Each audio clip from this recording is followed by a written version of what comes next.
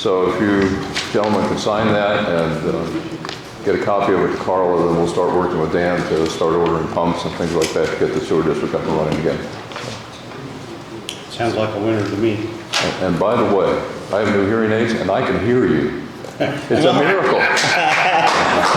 Hey. All right.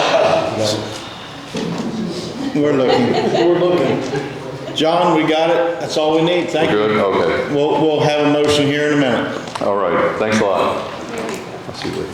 I'll move to approve to sign the ARPA money for Metamora Sewer District, $100,000. I'll second the motion.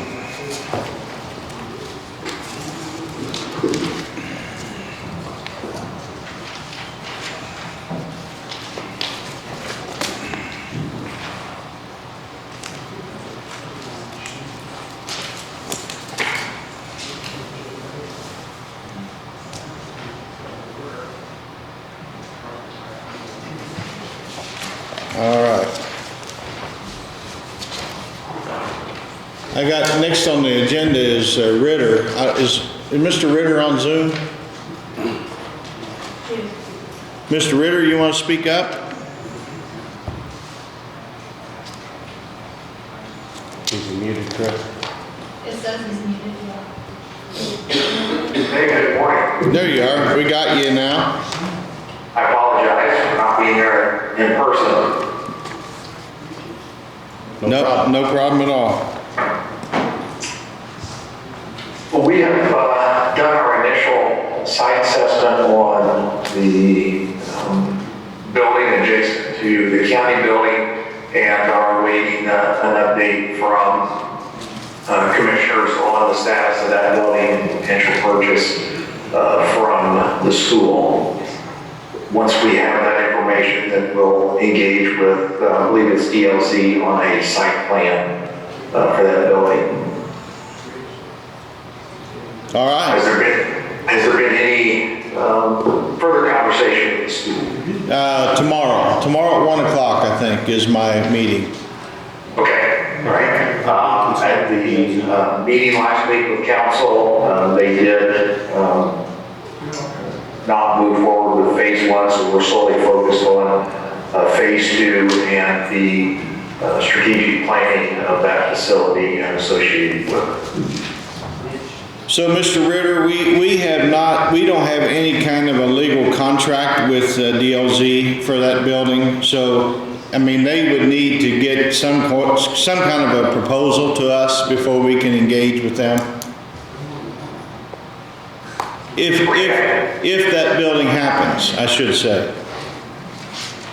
Okay, we'll wait on official action on the building before we engage DLC for them to provide you with a proposal. Okay, very good. So we'll go on hold until we know more. That sounds good to me, thank you. All right, thank you. Wait a minute. Joe's got a question. Wait, you still there? You want me to talk Yes. before he leaves? You want me to say? Yeah, come on up. This is Joe Gillespie. He's on county council, and he was at the meeting there with council the other night, but he's got some concerns he wants to make public. Well, I've been talking to folks, and I am convinced. I agree that this needs to happen, but from my perspective, I am trying to figure out how to fund this project and keep everything within our current revenues. So what I thought I would do at our next council meeting, I was going to ask the board to initiate asking Reedy to do a study. From talking to folks, it looks like we're going to need probably 6 or 8 additional employees. And those would come out of, as I looked at it, they're currently paid out of 3 funds, and those 3 funds are close to deficit spending. I mean, they all have cash, but but we are currently funding just about what they bring in, maybe a little more. So that is my concern, is how are we going to fund this and work inside of our revenues and make this happen. So I was going to ask the board to initiate a study from Reedy, maybe a 5-year projection, to see what this does to our funds, to our health insurance policy, to our workers' comp, our entire benefit package. Yeah. What that does. And I mean, I am in favor of the project, but I'm just worried about paying for it. Well, like I told Joe this morning, I've been so focused on finding money to get us in the building. And Joe's got concerns of 5 years out. You know, we start adding all the employees to that budget. Can we fund it? Sure. So I understand.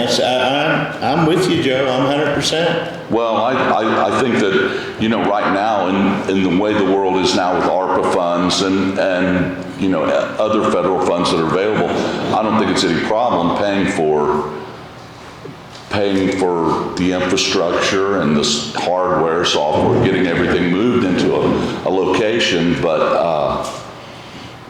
I'm just worried about working inside our revenues. Yeah. I don't want to say raising tax. You know, Yeah. I want to work inside our revenues. Yeah. I agree. It's sort of like EMS contract, you know. Sooner or later, we're gonna have to go full-time EMS. I understand. We gotta figure out a way to fund that.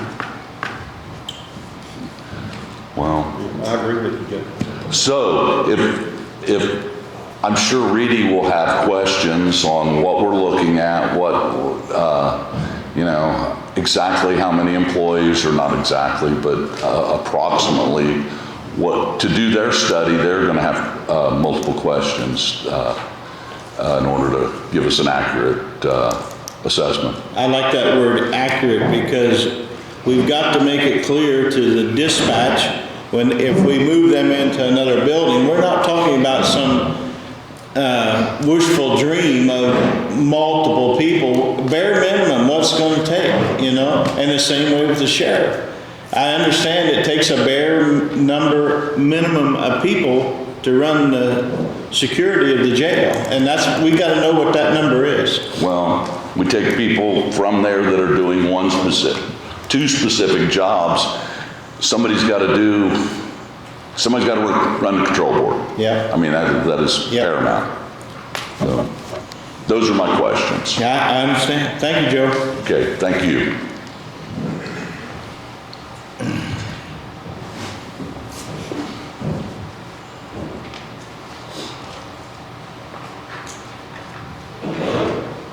We got a public transportation update. What you got, Missy? I brought some stuff over to give to Faye and Crystal, so if they ever get phone calls on services or prices, they can give that out. And I just brought some information on how our quarter has been. NDOT wants us to be more transparent with the commissioners so that we all know what's going on. I appreciate that. Yep.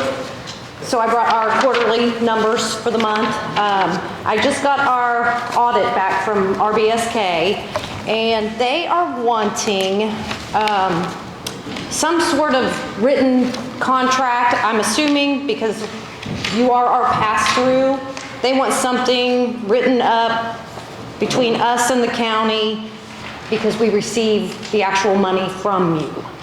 They want some kind of a contract. I think we already have that.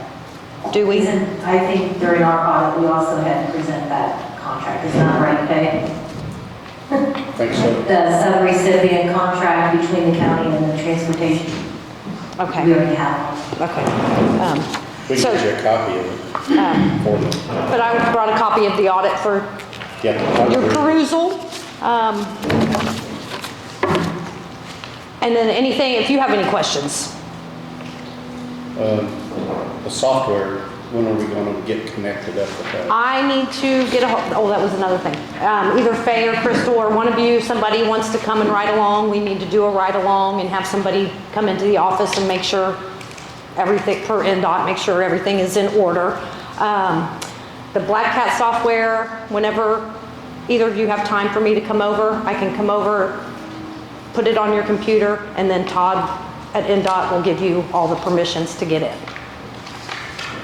Okay. But we will need to set up some time for somebody to come and do a ride along and look at all of the So invoices. I've got off the wall, whole nother topic with you, talking about the water. Their building is on the well. Yeah, Do you have any issues with that water? No? no. Is it hard? Slimy? I mean, everything. Yes, a little bit, yeah. So we're working towards trying to get Hoosier Hills to bring a water line to the park. I'm just trying to figure out whether we put everybody on the public water system, take and do away with the wells. I don't know. We've not had any issues. Yeah. If it's a thing of cost, we've not had any issues with, You have to test once a month. it's not monthly. Ted at the I park. think Ted does. Ted does. Because he's dealing with the public, but really, we got public employees, so, yeah.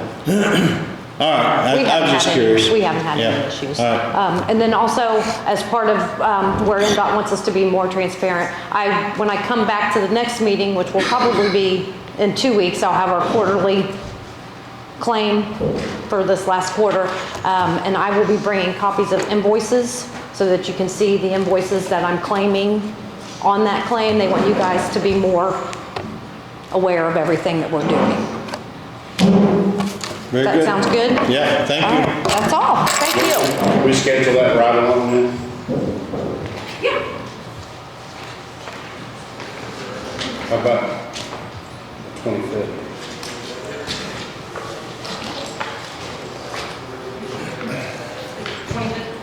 Any day works for us, whatever works for you. That's a Tuesday. Thank you. You got it, thank you.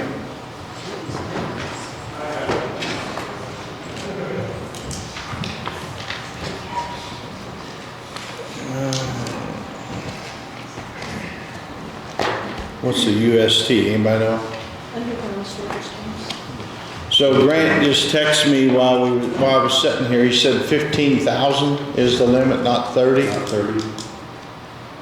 So I don't know what the wording says in there. Do you want me to reprint it or just mark it? It's whatever you. I'm good with marking it. Yeah, just make a motion. It's, I think he said up to 30, so, but if it's 15. It's up to 15, yeah. So I'll move that we approve the certificate of financial responsibility or sign it. I don't know if we all need to sign it. I think it's just Sounds myself. just you. Yeah. So maybe one of you, I'll withdraw that. One of you guys ought to do the motion, I think. Okay, I make a motion we sign the financial responsibility for the underground tanks up to $15,000. I'll second it. All in favor. So I'll sign it and then Faye, you correct it to just draw a line out and draw 15,000 in there.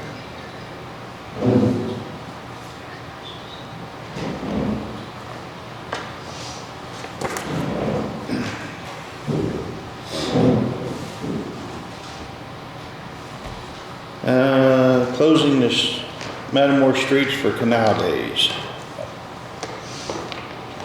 It's 6th, 7th, and 8th.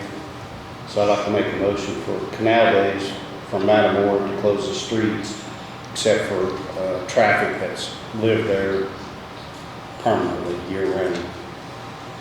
What about the vendors in the store? They can use it too? They can come in and, Vendors have to, yeah, they'll have to, the streets will be closed, but they'll set up Thursday. okay, all right. So we'll close on Friday, Saturday, and Sunday. All set up over. All in favor? Thank you.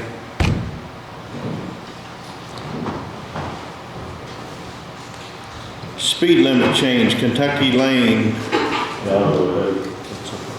I talked to a couple residents of Kentucky Lane, it's down there on Carolina Trace and southeastern part of Franklin County. And it's a dead end road, and it's a narrow road, and they're concerned that, the normal speed limit is too much. It allows UPS and FedEx drivers to kind of speed through there, and they have a lot of people walking and riding bikes that don't even live on the road. They come down and use it for kind of like a recreational park type thing. So they're in favor of lowering the speed limit, and I think it probably, it's not a very long stretch of road. I think 30 miles an hour would be good. It's not posted at all now. I don't think it's posted. Larry, what, can you take care of that, or something we need to do? Can we just have a motion to do it and that clears you to do it? That's probably good enough. Your later, you're supposed to have a speech study, that's discussed it with Jerry. I think 30 mile an hour. Can you use the line?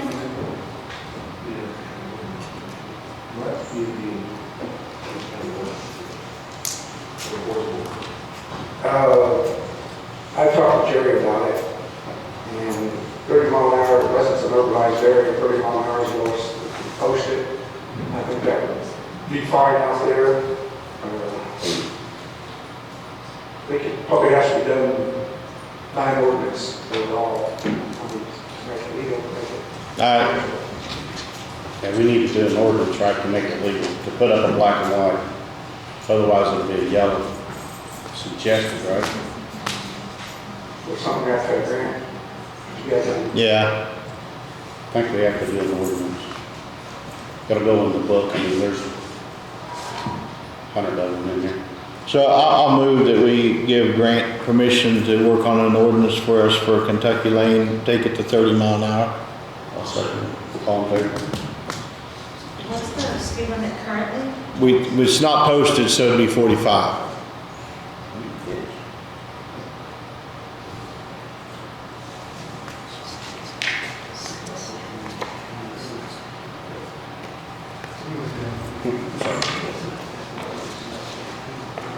Let's see, we got minutes from, Hey, Tom, can you hear me?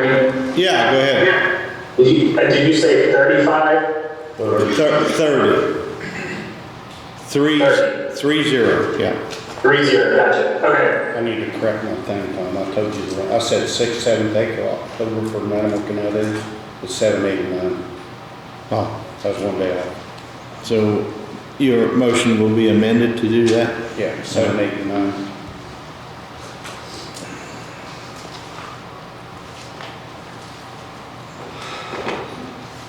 I guess I move to, approve the minutes for September 20th, 2022. I'll second. I'll abstain.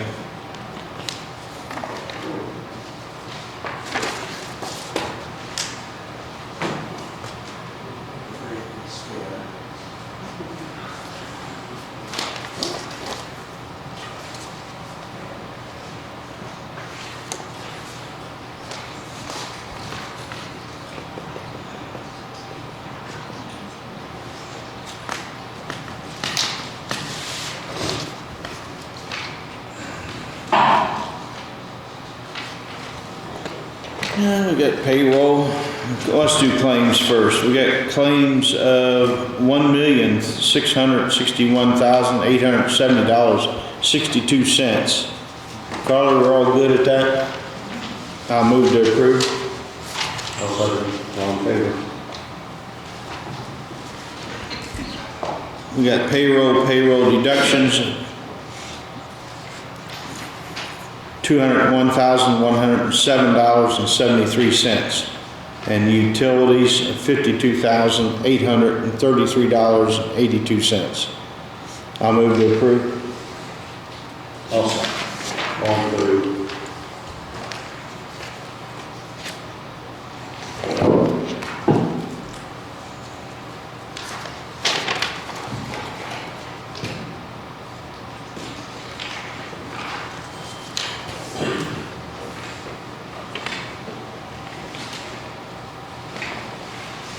We got a treasurer's report from September.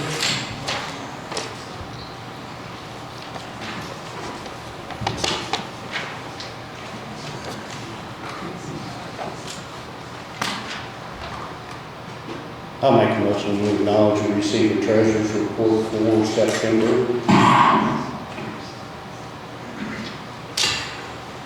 I'll second the motion. All in favor?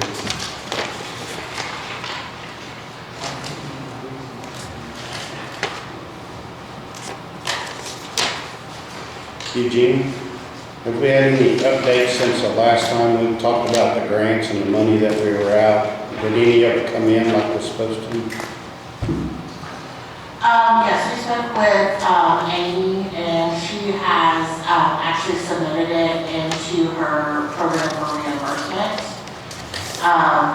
We have not received anything as of yet, as any of it coming back in yet.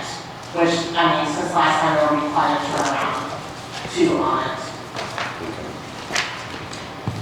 We have been working on a grant policy. We do have the beginnings of it that we'd like to give you gentlemen to review along with grants. Like I said, it's in the process. So I just want your opinion on the first part of it, and then as we proceed, I will give you additionals to it. And then hopefully we will have it done sometime in November or December. Now, will this cover every grant in the county? Yes, and some recipients, including contractors as well.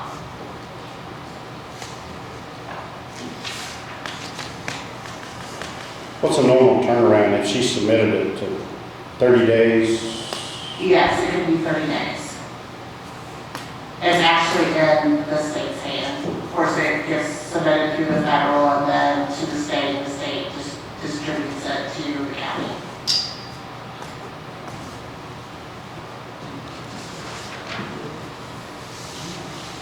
We have gotten some reimbursement though for the PHEP grant through the health department. That has recently came through. How many still outstanding from the health department? I apologize, I don't have that completely off the top of my head. I know we're still waiting on some, but 2, at least 2 now. Oh, I'm sorry, 2. 2 grants. 2 grants? Yes. The $50,000 grant, is that already for EMS? Has that been We have received the grant contract for that. We are waiting for, we have contacted Lynn, who is the representative of that contract, to get us the unique identifier number, which is now a federal requirement for anything that is over $25,000 in monetary funds. It can take up to 6 to 8 weeks to get that number. This was probably back in July that I contacted her. So we're still waiting until she can provide us with that number. We cannot distribute the money. We are federally obligated, our obligation to obtain that number. Once that happens and they receive the money, do they got to report it back to you? Yes, everything has to be reported to the health department on what they spend it on. I believe there's a contract in place that should be in place because they're a subrecipient to document how their spending is. It should be itemized actually on everything that they're spending.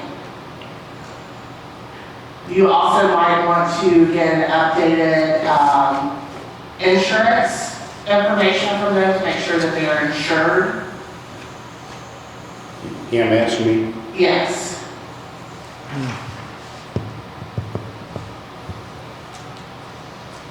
Yes, it is a requirement. We can get that for you. Yeah. I'll talk to Roy about getting that to us. So we need to be named as an insured on their policy, you think? No, you just need to verify that they have insurance covering them. Okay. Liability insurance. I know they were supposed to have provided it before this. So we just need a certificate of insurance from them? Yes, correct. That covers the county. Can you email Tracy? All right. We'll do that, we'll get it done.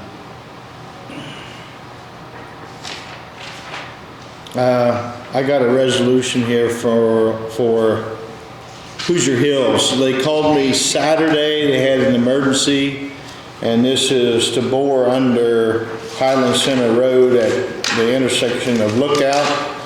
And I think they're actually wanting to start on it today, so I'm gonna move that we approve resolution 2022-29. It's a resolution allowing Hoosier Hills to bore under Highland Center and Lookout Road for a water source. I'll second the motion. That'd be good for us, it's closer to the point. Yeah, All in favor? you got the official one to sign there? Okay.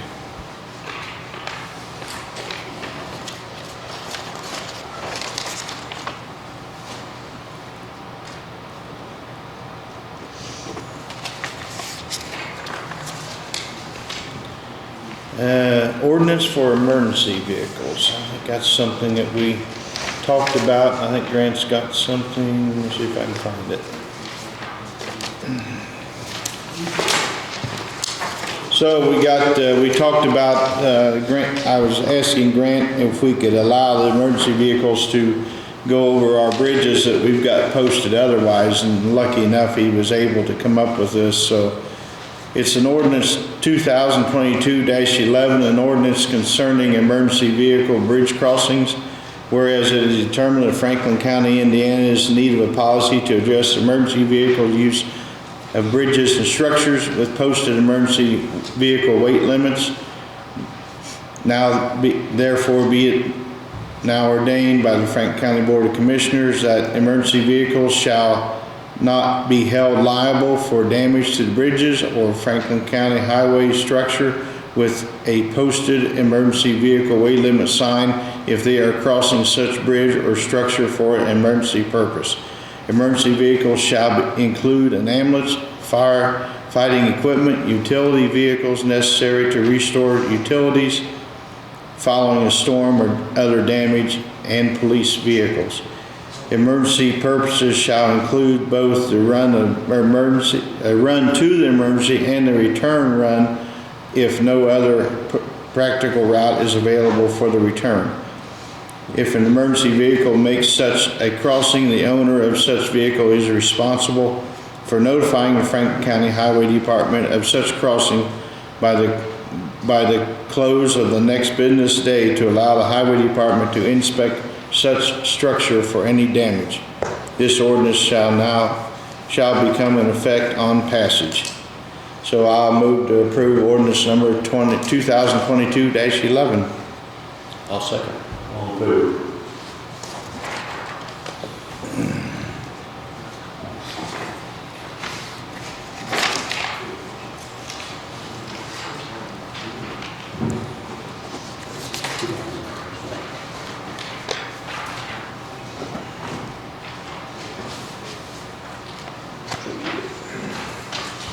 The next thing is the wording for the proposed change to Franklin County zoning code. So after we moved forward the language to the APC about the farm exemption, my phone started to ring off the wall, and nobody liked the wording that was in what we proposed as the change.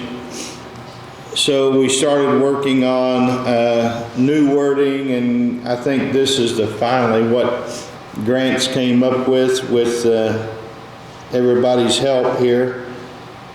It's whereas, so I'll read it, it's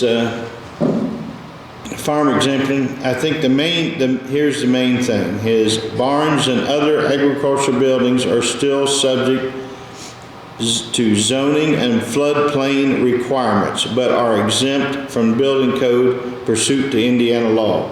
Barns and agricultural buildings shall not require an improvement location permit to ensure that the structure is actually what did I say not? I think it's barns and agricultural buildings shall still require an improvement location permit to ensure that the structure is actually for purely agricultural use and that it complies with all zoning requirements, including setbacks and floodplain requirements.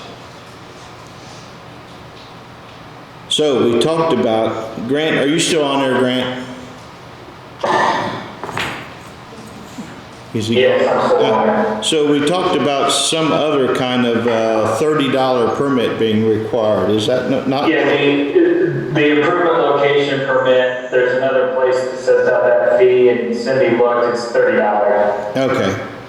So I didn't reiterate that there, because that way if they change the fee in the standing schedule, I we won't got have to update it there. All right. So I think it's fair to say what that permit, is that a permit? Is that the right language to use for that other, for that $30? Yeah, it's called the improvement location permit, and basically it really just says it's compliant with zoning, that they looked at it's not in the floodplain, that all of that stuff has been met, and they also can confirm with the applicant that it's purely agricultural, and then, like we talked about the last time, that'll also give them the opportunity to get that to the assessor, so that the assessor's aware that project's ongoing. Yeah. And can get that taken care of as well. So that improvement location permit you're saying it does not need to tie into this paragraph here. All right, I'm good. But they still have to follow, I mean, they still got to have Garrett come out and inspect their electric or No. footage. No? No. No. The agricultural buildings are exempt from the building code. Apparently, if a farmer wants to keep themselves, they're allowed to do so. Yeah. But what does apply and what they need to check is that it meets the zoning. I'm guessing most of the time that's not going to require a site visit. It's mostly going to be Cindy looking at the plan in the office and saying, yeah, you build this so many feet back off of the roadway, and yes, you can build this type of a barn out of the zoning district, those types of questions. No, you're not in the floodplain, or the floodplain map. So most of that's going to be an in-office review. I don't know if there would be a circumstance where they have to go out or not, but most of it, I think if they just present a plan, they should be able to do it. That's how I would see it, yeah. So I'm going to move that we move this new language for the farm exemption to the APC for consideration. I'll second it. Okay.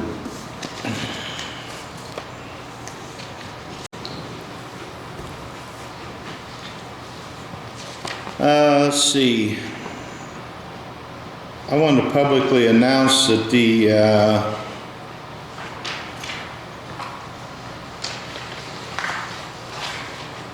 house that's owned by Nichols and Rachel Vanoven? Yeah, here on Main Street. Nicholas, the old Dr. Seal house. The old Dr. Seals house, yeah. Is going to be airing on Magnolia Network with the Old House series. That's pretty neat. And that's a Wednesday, is it this Wednesday? Yeah. This Wednesday at 8 p.m. That's pretty neat.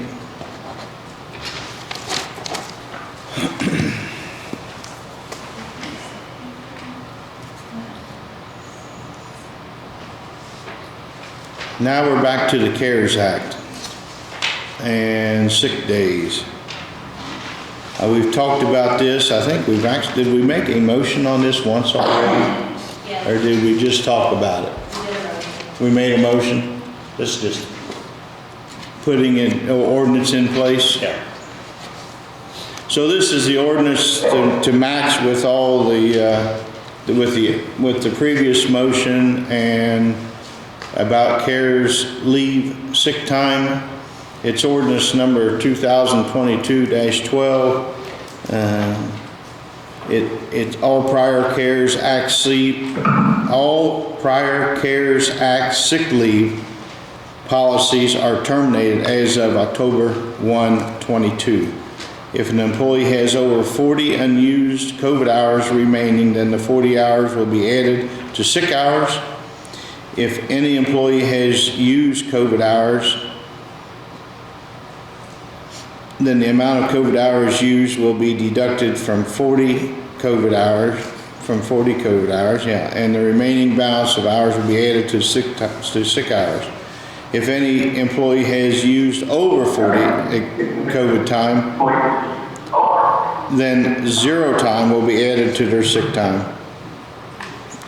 Any sick hours over and above the maximum amount allowed sick hours per employee must be used by the end of 2023. The Franklin County Auditor is authorized to conduct necessary steps to track these hours. Is that possible, Carla? You doing that? We're just putting the 40 hours onto their sick leave.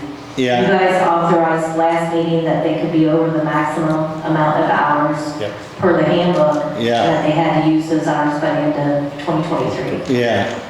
So at the end of 2023, actually Yeah. January 1st, 2024, we'll just take it whenever they have it, we'll go back to the All maximum. right. This ordinance shall be in full force and effect immediately upon passage as of emergency measure.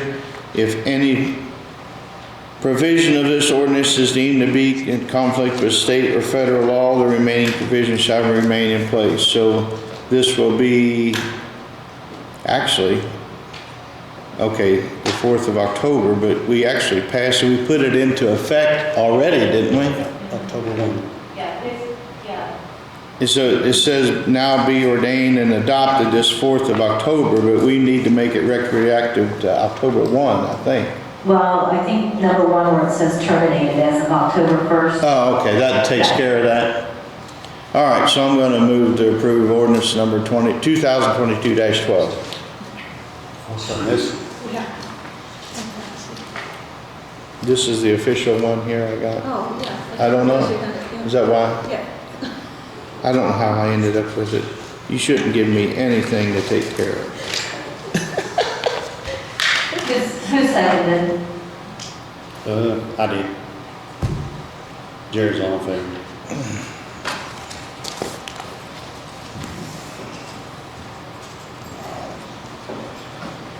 Well, I'm getting pretty well along here.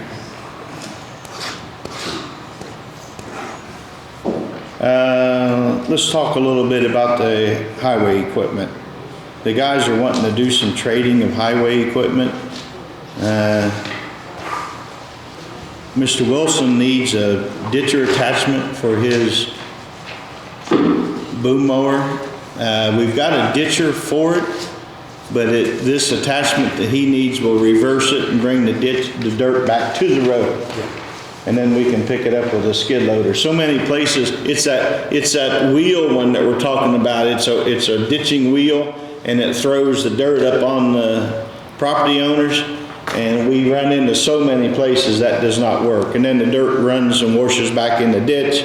So this wheel reverses the action where it'll throw the dirt and make a windrow up on the road, and then we can go down along there with a skid loader and pick the dirt up and take a broom and sweep the rest of it off, and makes a much cleaner job.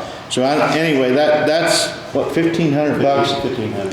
And then the other equipment trade is the rubber tired roller for a new mini excavator.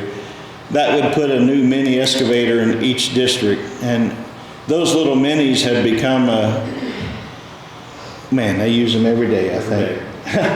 And that would be so helpful for everybody to have one. They don't have to be trading, hauling it back and forth, and worrying about schedule with the other foreman. So I'm in favor. I don't see no problem. We got some money we can move in the highway department and take care of it. So I'm good, Jerry. If you want to move forward on that, I'll move to approve that action. Yeah, I'll second. All in favor? The next thing is we took some old equipment to the white sale. I think I've got it on my phone. I forget what it is for sure, but it was right at $8,000 I think we received. So that money will be coming in too. You could use something out of that if you need to. Yeah, that'll have to be reappropriated, I think. Does it, Carl? Carla's not listening. The money from the white sale, that has to be reappropriated again? Yes. Okay. And the other thing, Larry, I think I've copied you on it on the Duck Creek money. I finally triggered somebody to take action at Seymour, that they're finally moving on that $20,000 reimbursement. Yeah. I can contact somebody also, but Okay. it's good, thanks. Yeah.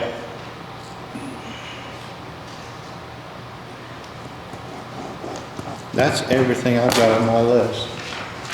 You guys got anything? I'm just gonna ask Larry if we're still on track for the guardrail and that concrete under those pipes.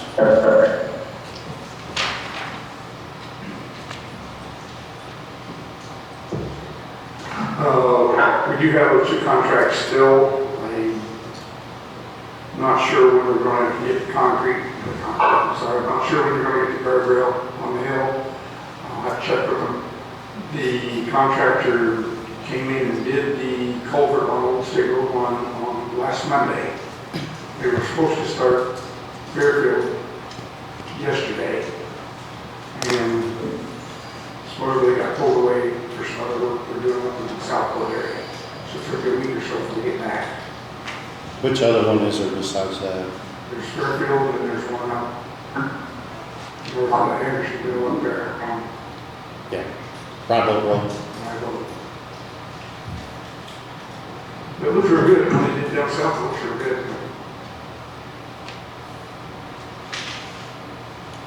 Are you working on community crossings for 23?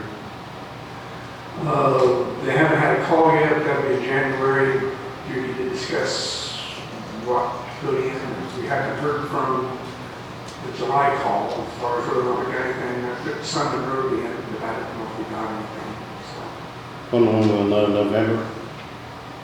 I would have thought by now that probably the next couple of weeks.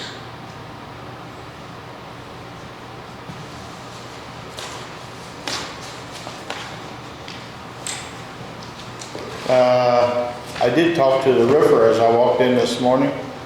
They said they're scheduled to start taking the scaffolding down the 14th, I think. So they're hoping to be done and gone. Boy, it sure looks good. From the ground, it looks good. I haven't done Yeah. We were going to ask 4-H to drone it again. Oh, yeah, that'd be great. Yeah. I think Dan did it too. He's got pictures. Yeah.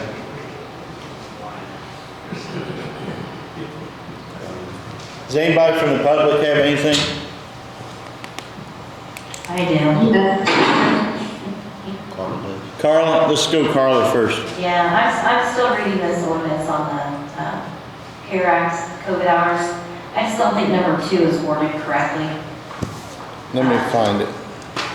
For instance, if an employee had already used, if you went up to 120 hours, so it was my understanding that whatever hours an employee had used would be subtracted from 40 hours, and whatever was remaining from that is what would be added to their sick hours. So, only because we did have some employees that did not use any COVID hours. I think you're correct. So, does that make sense? It's not that they had 40 hours remaining. Yeah, it does to me.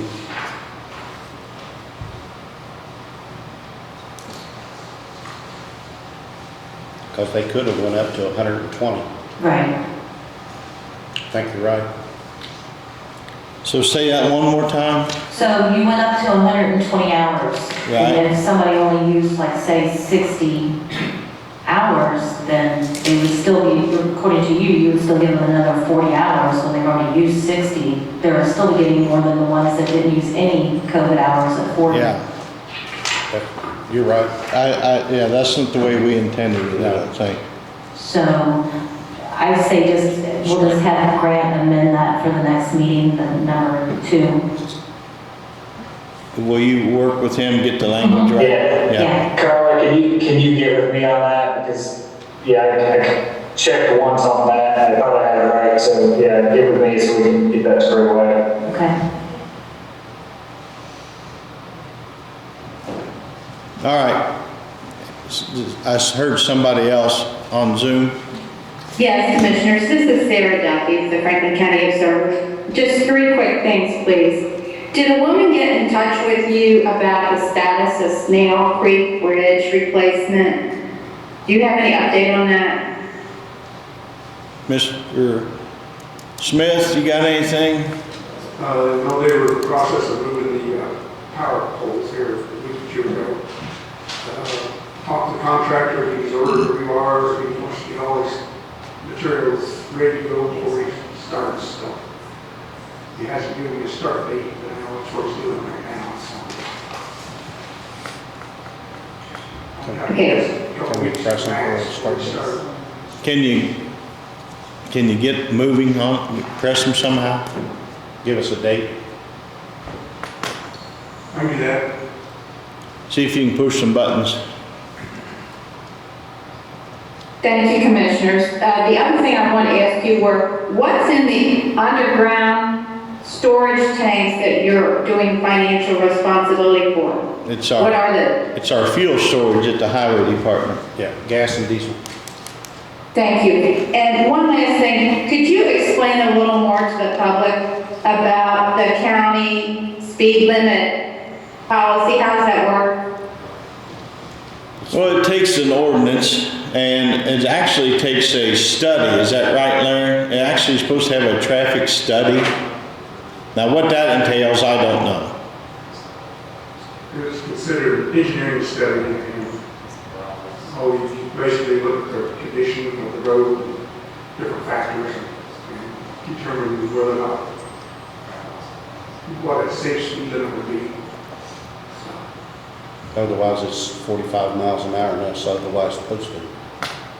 So if we don't have an engineer study, we don't have an ordinance, the way I understand it, it has to remain a yellow sign, and the sheriff cannot write a ticket.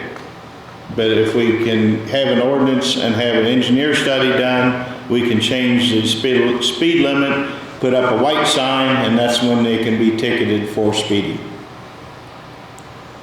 So Commissioners, just to be clear, if there are no signs, the speed limit is on all roads is what, 45? 45, that's correct. It's 45 unless otherwise posted. Thank you. That all you got? I make a motion to adjourn. I'll say. All in favor?